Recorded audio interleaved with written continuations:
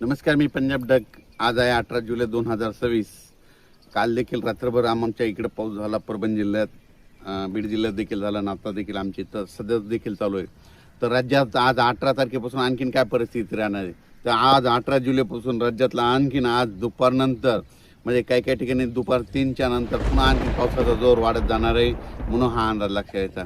खास करून तुम्हाला एक सांगू इच्छितो की सोलापूर जिल्हा, बीड जिल्हा, लातूर जिल्हा, धाराशिव जिल्हा, सांगली जिल्हा, त्याच्यानंतर सांगलीमध्ये आटपाडी, पंढरपूर, सांगोला या परिसरामध्ये काय झालं, पाऊस कमी होता. पण ह्या जिल्ह्यातले सर्व शेतकऱ्याला सांगू इच्छितो, तुम्ही घाबरू नका. आणखीन जवळपास 4-5 दिवस 25 तारखेपर्यंत म्हणजे यात्रेपर्यंत, पंढरपूरच्या यात्रेपर्यंत चांगला जोराचा पाऊस पडणार आहे. म्हणून धाराशिव जिल्हा, लातूर जिल्हा, बीड जिल्हा, त्याच्यानंतर सोलापूर जिल्हा, सांगली जिल्हा, त्याच्यानंतर आटपाडी, सांगोला त्या परिसरातले शेतकऱ्यांना अंदाज लक्ष द्यायचा.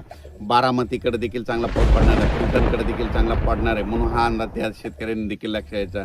त्याच्यानंतर कोल्हापूरकडे देखील जोराचा पाऊस आज सुरू होणार आहे म्हणून कोल्हापूरच्या शेतकऱ्यांनी अंदाज लक्ष द्यायचा. साताऱ्याकडे देखील मुसळधार पाऊस पडत, कोल्हापूरकडे देखील पश्चिमेकडे मुसळधार पडणार आहे म्हणून हे लक्ष द्यायचं. म्हणजे सांगायचं झालं तर रत्नागिरीपासून तर पालघरपर्यंत तर संपूर्ण घाटमाथ्यावर आजपासून जवळपास 5 दिवस चांगला जोराचा पाऊस पडणार आहे म्हणून अंदाज लक्ष द्यायचा. पुण्याकडे देखील आज जोरात पावसाला सुरुवात होणार आहे. मुंबईला देखील जोरात पाऊस पडणार आहे ह्या 5 दिवसामध्ये म्हणून हे मुंबईकरांनी अंदाज लक्ष द्यायचा. नाशिकला, त्यांनी देखील अंदाज लक्ष द्यायचा. मराठवाड्यात देखील आज दुपार, आता तर सध्या मराठवाड्यामध्ये परभणी जिल्ह्यामध्ये पाऊस चालू आहे. तर आणखीन तुम्हाला एक सांगतो, आज दुपारच्या नंतर परत जोराचा पाऊस पडणार आहे म्हणून रात्री देखील जोराचा राहणार आहे म्हणून हा मराठवाड्यातल्या शेतकऱ्यांना अंदाज लक्ष द्यायचा. मराठवाड्यामध्ये जिल्ह्यामध्ये सांगायचं झालं तर हिंगोली जिल्हा, नांदेड जिल्हा, परभणी जिल्हा, जालना जिल्हा, संभाजीनगर, धाराशिव आणि लातूर ह्या जिल्ह्यातल्या, मराठवाड्यातल्या सर्व जिल्ह्याला सांगतो की तुम्ही म्हणजे ह्या 25 तारखेपर्यंत चांगला जोराचा पाऊस पडणार आहे म्हणून अंदाज सर्व शेतकऱ्यांना लक्ष द्यायचा. कोणताच गाव आणि कोणता भाग वंचित राहणार नाही. दररोज पाऊस पडणार आहे, फक्त वेगवेगळा भाग कव्हर करीत राहणार नाही म्हणून हा अंदाज मराठवाड्यातल्या शेतकऱ्यांना लक्ष द्यायचा. विदर्भ 6, 5, 11 जिल्ह्यामध्ये वर्धा जिल्हा झालं, नागपूर जिल्हा झालं, भंडारा जिल्हा झालं, यवतमाळ झालं, अकोला, अमरावती, बुलढाणा तिकडे देखील त्या 11 जिल्ह्यामध्ये, गडचिरोली, चंद्रपूर तिकडे देखील म्हणजे आज 18 पासून पावसाचा जोर वाढत जाणार आहे तर 25 तारखेपर्यंत दररोज वेगवेगळ्या भागात चांगला जोराचा पाऊस पडणार आहे म्हणून हा अंदाज त्यांनी देखील लक्ष द्यायचा. सर्वदूर एकदाच पडणार नाही पण दररोज वेगवेगळा भाग कव्हर करत राहणार आहे म्हणून हे लक्ष द्यायचं. त्याच्यानंतर इकडे आपण उत्तर महाराष्ट्राकडे देखील नंदुरबार जिल्हा झालं, धुळे जिल्हा झालं, जळगाव जिल्हा आज देखील बऱ्याच भागामध्ये विखुरलेल्या स्वरूपाचा पाऊस पडणार. पण नंदुरबार जिल्ह्यामध्ये मात्र 22 तारखेच्या नंतर म्हणजे 23, 24, 25च्या दरम्यान तिकडं देखील मुसळधार नंदुरबार जिल्ह्यात पडणार आहे. आणि नंदुरबार जिल्ह्यामध्ये जे काही छोटे छोटे तळे राहिलेले आहेत भरायचे ते मात्र 25 ते 28च्या दरम्यान तिकडं जोराचा पाऊस पडणार आहे. आणि त्या भागात देखील त्या नंदुरबार जिल्ह्याला जीवदान ठरणार आहे म्हणून हा नंदुरबार जिल्ह्यातील शेतकऱ्यांना अंदाज लक्ष द्यायचा. धुळे, जळगाव जिल्ह्यात देखील ह्या आज उद्या सगळीकडेच म्हणजे आजपासून पावसाची स्पीड वाढणार आहे म्हणून त्यांनी धुळे, जळगाव त्या जिल्ह्यातल्या सर्व तालुक्यातल्या शेतकऱ्यांनी अंदाज लक्ष द्यायचा. म्हणजे सांगायचं झालं तर आज 18 तारखेपासून 25 तारखेपर्यंत असाच पावसाचा दररोज वेगवेगळ्या भागामध्ये त्या धुळे जिल्हा, नाशिक जिल्हा, जळगाव जिल्हा, आणि नंदुरबार त्या भागात पाऊस पडणार त्यांनी अंदाज लक्ष द्यायचा. त्याच्यानंतर आता वळू तिकडं संभाजीनगर,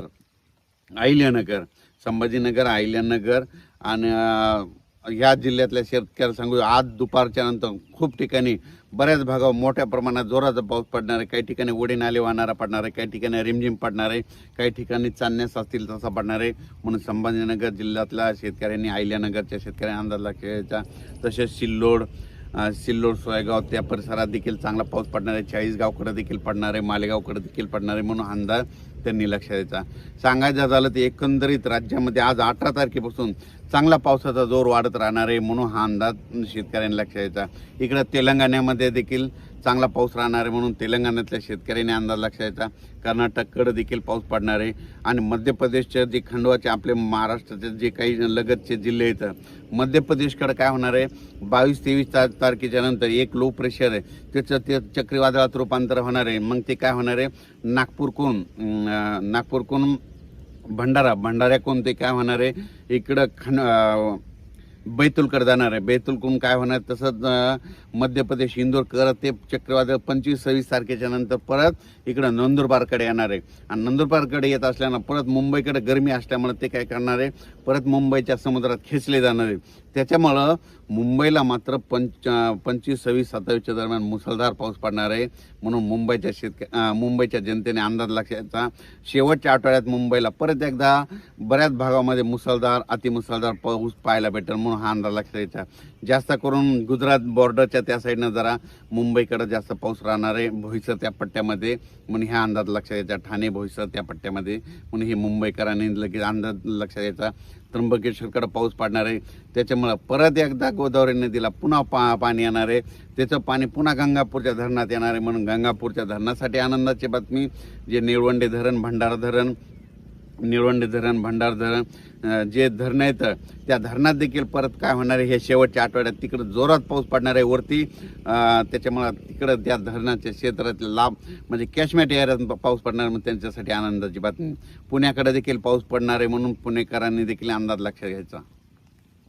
सांगायचं झालं तर मी म्हटलं होतं ना, जवळपास 15 तारखेपासून तर 30. सांगायचं झालं तर काय होणार आहे, हे पाऊस आहे ना, म्हणजे आज 18 तारखेपासून आणखीन स्पीड वाढणार आहे. 20च्या नंतर आणखीन जास्त स्पीड वाढणार आहे.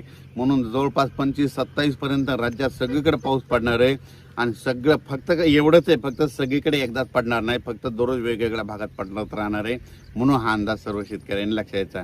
आणि तुम्हाला एक न्यूज, आणखीन एक आनंदाची सांगू इच्छितो की आणखीन तुम्हाला 2 ते 3 दिवसामध्ये तुम्हाला एक आता टीव्हीला बातमी येईल, मीडियामध्ये येईल की जे पेरू देश आहे त्या समुद्रामध्ये प्रशांत महासागराचा तापमान तिथं थंड झालंय. त्याच्यामुळे तिथं ला निना उद्भवला आणि भारतामध्ये यावर्षी चांगला पाऊस पडणार आहे. अशी एक तुम्हाला न्यूज आता ह्या 2-4 दिवसामध्ये बघायला भेटेल. आणि तुम्हाला सांगतो ती आता जवळपास येईल तुम्हाला न्यूज, म्हणून हे तुम्हाला सांगू इच्छितो. कारण की तिथं जर समुद्राचं पाणी थंड झालं तर आपल्याकडे पाऊस पडतो, असं ला निना उद्भवतो त्याला म्हणतात. म्हणून तुम्हाला एक सांगू इच्छितो. सांगायचं झालं तर 18 तारखेपासून, आज 18 जुलैपासून ते 30 तारखेपर्यंत महाराष्ट्रातल्या सगळ्या जिल्ह्यात पाऊस पडणार आहे. कोणाचंच पीक सुकणार नाही. म्हणून ही